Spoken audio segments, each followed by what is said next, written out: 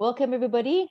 We're live and recording this the day before when we give it out on Wednesdays. And today we're talking about the theme for the month, which is maximizing life and ministry fruitfulness. So welcome to this monthly roundup. This month we've got 3 people who happen all to be in the UK, but in different places. I'm excited that they have an opportunity to share with us today. So we've got Ian Matchett, who's actually from Northern Ireland, but living in Scotland. We've got Roy Jones, who's in England and from England. And we've got Kimberly, who's from America and is now living in Northern Ireland, but she has been living and working in South Africa, my lovely country. So we're excited to have you all. Yeah, so we're going to start off with Ian, if you'd just like to share some of the insights that you've had out of this month. Yeah, certainly. Thanks, Belinda. No, it's been great to be able to engage with this topic and just to hear the different kind of perspectives that folks are bringing forwards. You know, it's interesting when you're given one topic, how many varied directions it can take you. For example, I was listening to Andreas and how much his leadership lounge was focused on what does evaluating your ministry goals look like to see even more fruitfulness come to pass. You know, standout kind of statements he made were things like that friction is needed to be able to move forwards. You know, we often try to eliminate friction or tension from our lives, but he was able to see or appreciate that sometimes those friction points can be the things that propel you forwards.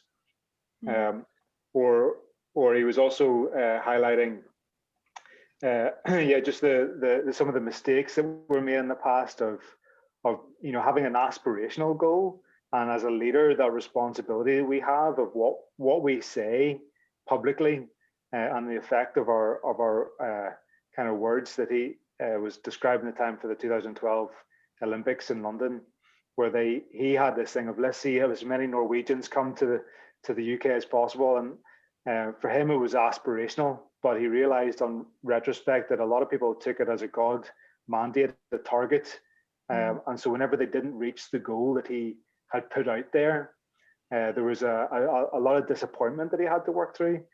And so, you know, being able to use some of the tools of evaluation and being able to, I think, you know, be able to separate our identity from our jobs, so to speak.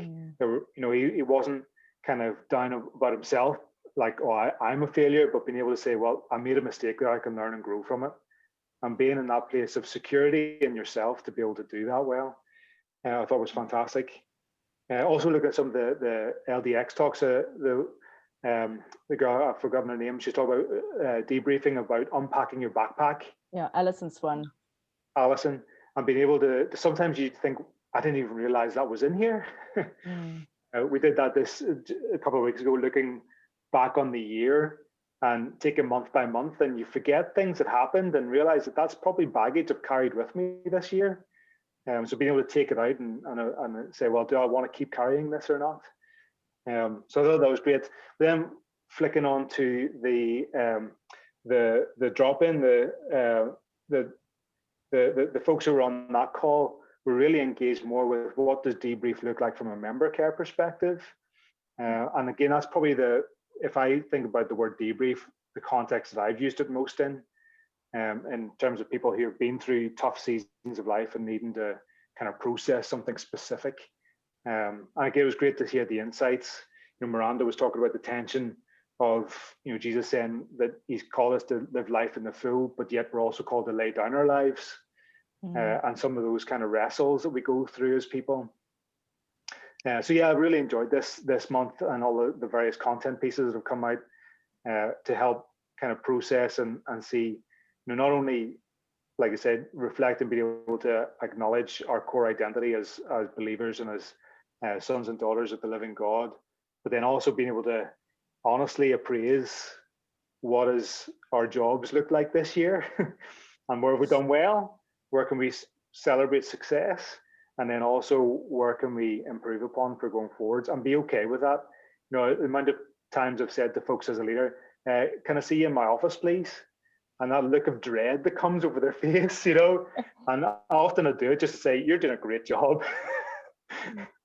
So we need to get better at enjoying the evaluation process and not just seeing it as a stick to be beaten over with, you know.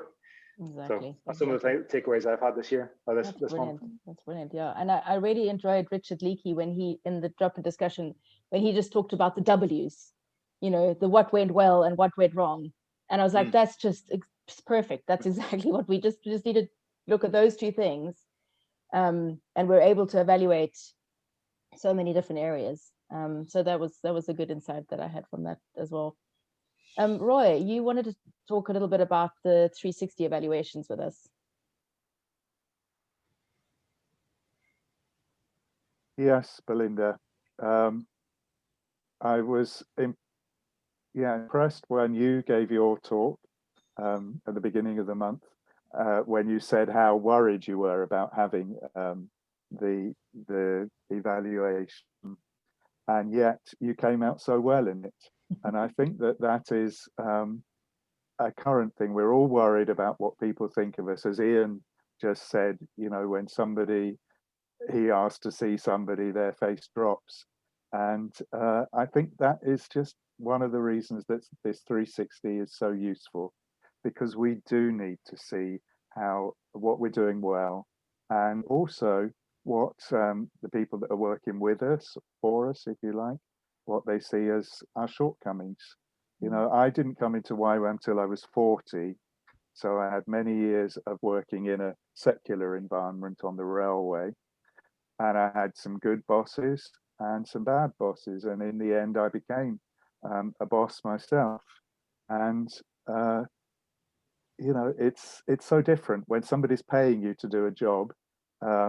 At the end of the day, you go home, and if they say you did a rubbish job, or they did they made a bad decision, you just feel, well, okay, I still got my paycheck.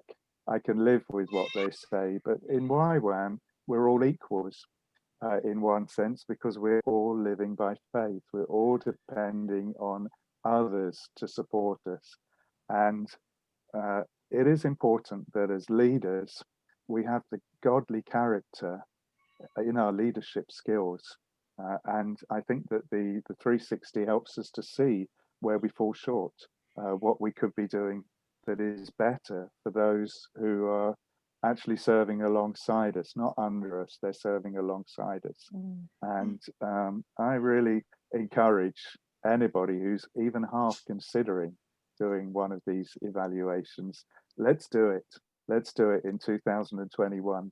And you will be surprised. All the ones I've done, people, as Belinda explained, you do a self-evaluation, and their self-expectations were lower than what the people who they were working with or alongside or whatever gave them much higher evaluations. And that's good. We need that encouragement alongside needing to see what we could do that would be better for our ministry and for the kingdom.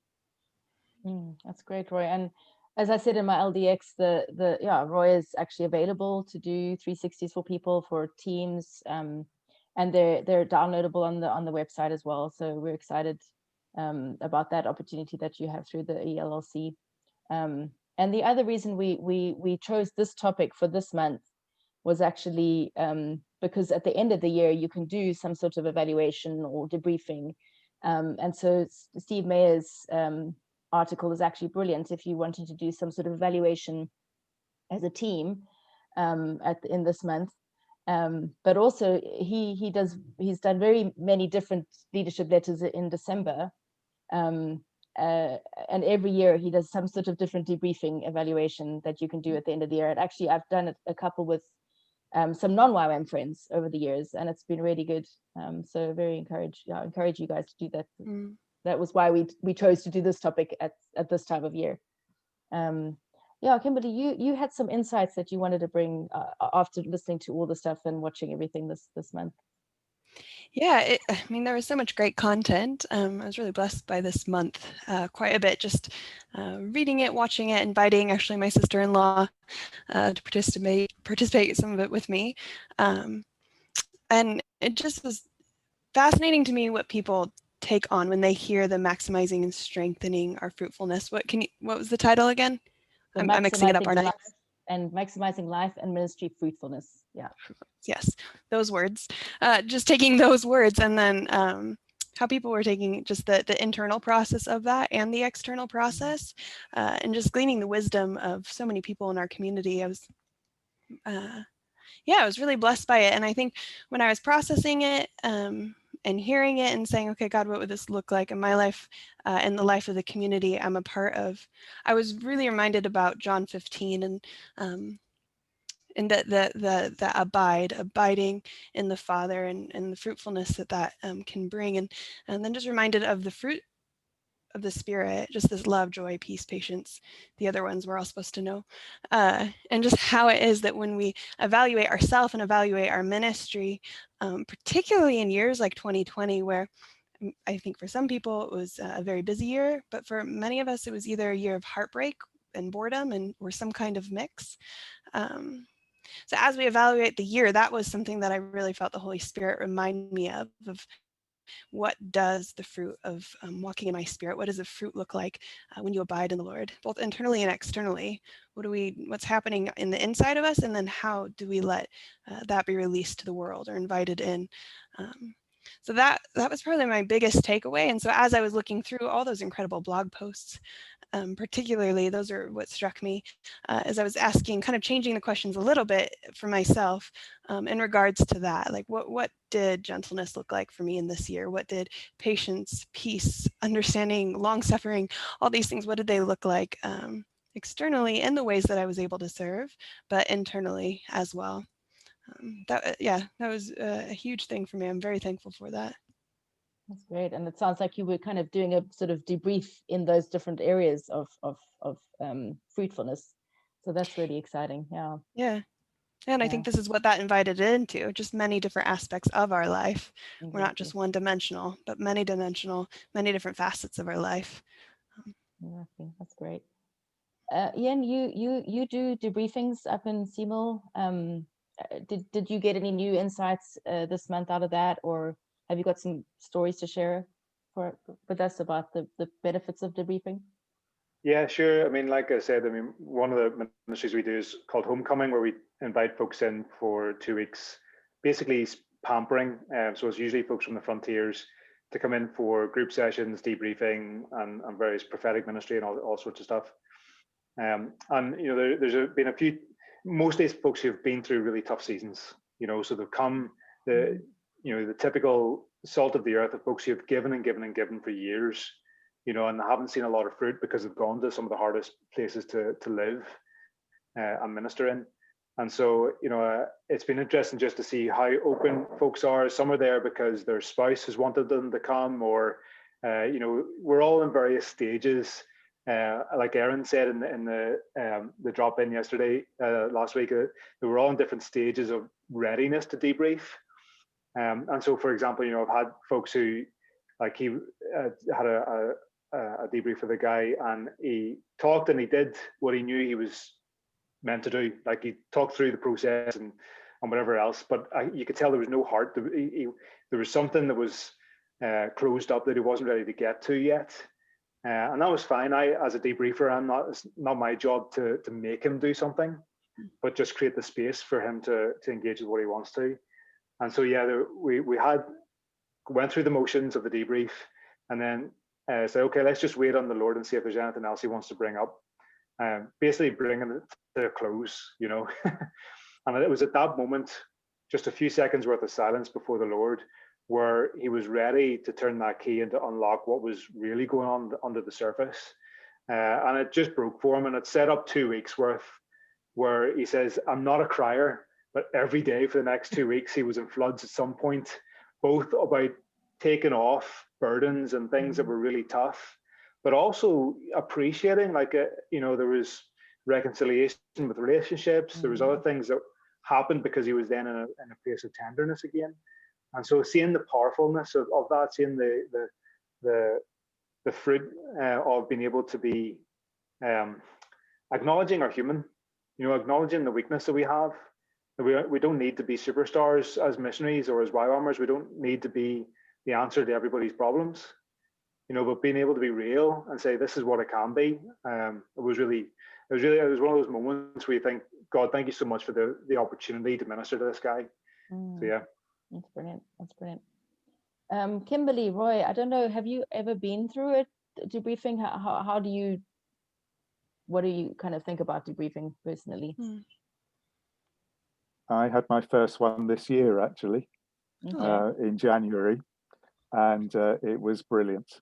It really was. It took me a while to come to terms with drawing all the pictures and everything, because I'm not an arty person, but the person who did it was quite firm, and it was so helpful, and it brought up stuff that I didn't even know was there.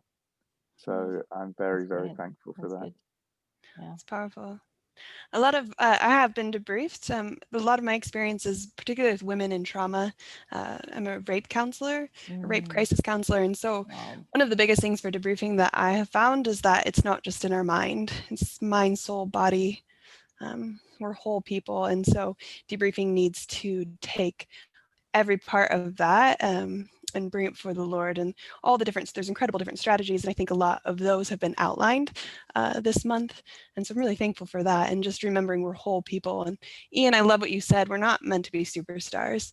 I would argue that, in fact, recognizing our human limitation is an act of worship to our God, and diminishment of us, I would say, diminishing yourself, you're diminishing the one in whose image you bear, right?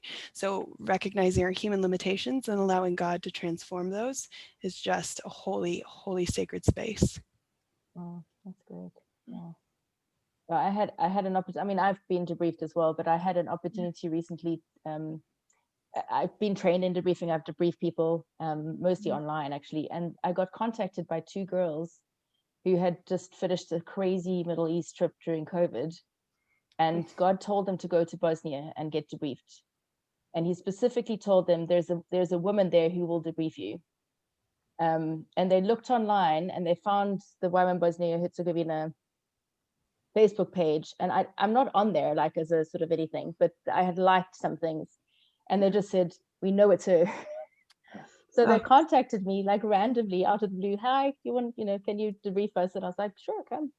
And they were so grateful. They were super easy to debrief because they were so open to being debriefed, but they saw the value of it. And I think it's so often we move on to the next thing. We just kind of, and I think we do, like when we do a school and an outreach, we do like the outreach debrief, as a DTS outreach debrief or whatever. But I think so often we don't take that time to stop and look back and say, okay, Lord, what were you doing? How were you doing this? And then, okay, where am I now? What am I feeling? How am I doing? And then look to the future and, get rid of the baggage, but then be able to go into the future without the baggage.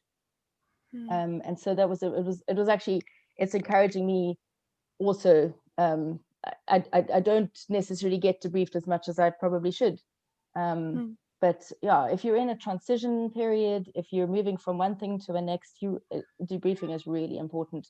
And it really does maximize the way that you do ministry and your life.